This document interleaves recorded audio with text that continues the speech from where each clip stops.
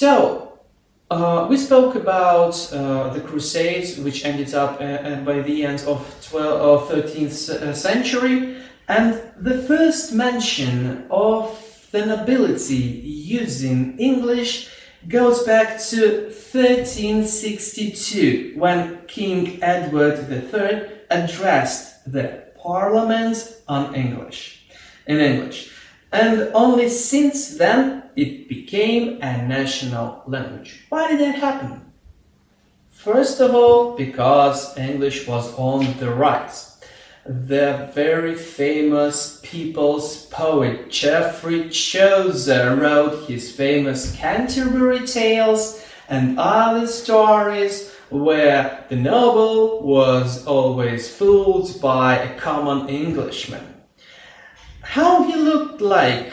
He's usually portrayed as on this slide, like a man riding a horse.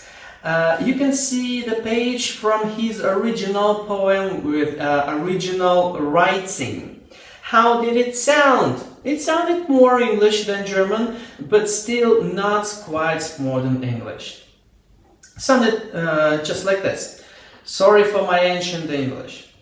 William was there dwelling at Oxenford, a rich gnome that guessed healed the board. And of his craft he was a carpenter. With him there was dwelling a poor scholar, had a learned art, but all his fantasy was turned for to learn astrology. You can see and hear some English words like craft and carpenter, and you can see the modern prepositions, but still there are some words which are absolutely German and absolutely French. The translation to modern English is this. In Oxford there once lived a rich old lout who had some guest rooms that he rented out. And carpentry was this old fellow's trade, a poor young scholar boarded who had made his studies in the liberal arts, but he had turned his fancy to astrology.